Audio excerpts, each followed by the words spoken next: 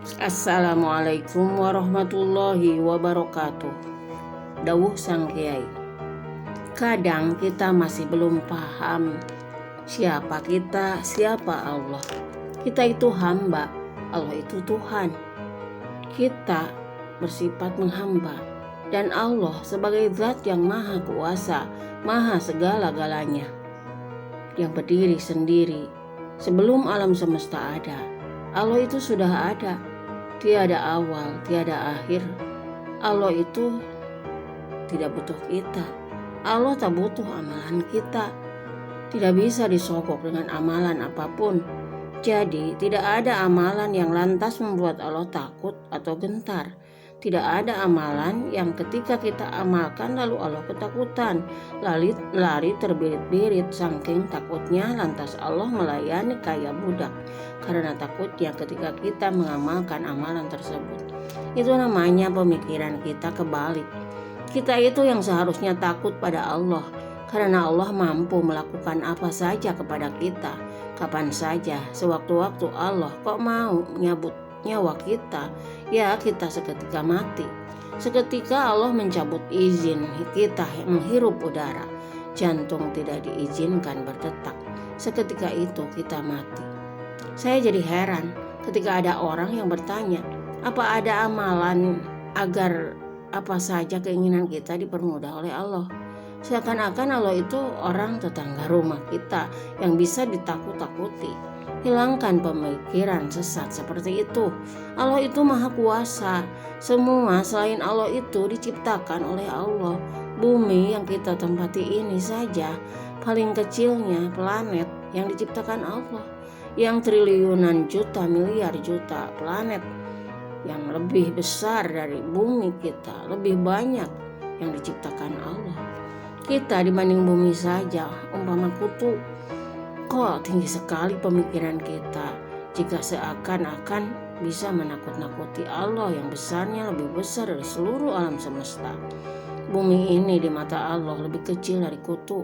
Lalu kita di pandangan Allah sebesar apa kalau bumi saja sebesar kutu?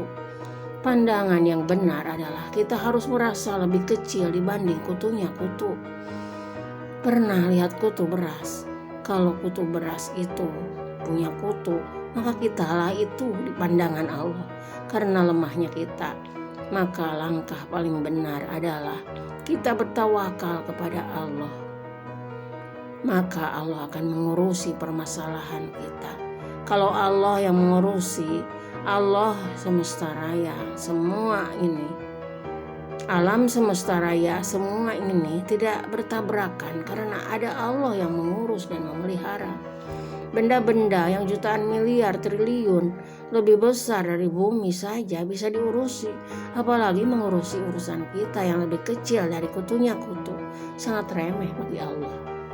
Kenapa kok kita tidak diurusi oleh Allah? Karena kita merasa besar, lebih besar dari Allah, malah mau menakut-nakuti Allah dengan suatu amalan. Padahal kita merasa bisa ini itu.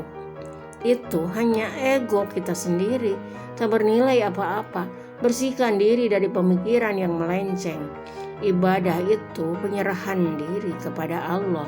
Ibadah itu bahasa Arab, artinya hamba. Penghambaan diri kepada Allah. Jadi ibadah itu bukan sholat atau zikir, tapi zikir, sholat, dan amal-amal kebaikan itu dilakukan untuk memenuhi perintah Allah. Karena perintah Allah sholat, maka kita sholat. Andai Allah memerintah kita salto 5 kali, ya lakukan salto. Jadi sholat itu untuk menjalankan yang Allah perintahkan. Karena kita hamba, budaknya Allah. Budak itu melaksanakan perintah tuannya dan tidak dibayar atau digaji. Kalau dibayar namanya pegawai, pekerja, karyawan. Kalau kita sudah bisa bekerja tanpa digaji, tidak mengharap gaji, maka kedudukan kita jadi hambanya Allah, budaknya Allah.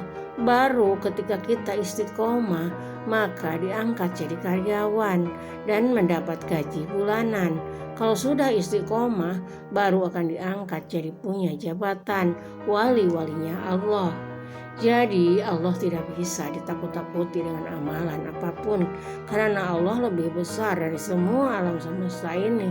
Kecuali Allah itu kecil sehingga bisa ditakut-takuti, misal pakai golok atau disulut api.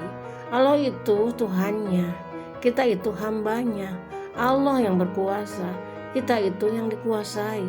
Jangan berpikiran terbalik atau berperilaku terbalik. Allah dianggap budak yang melayani dan memenuhi keinginan kita, dan kita yang jadi Tuhannya yang dilayani oleh Allah. Itu namanya pemikiran terbalik atau perilaku terbalik. La haula wala quwwata illa billah. Astaghfirullah. Wassalamualaikum warahmatullahi wabarakatuh.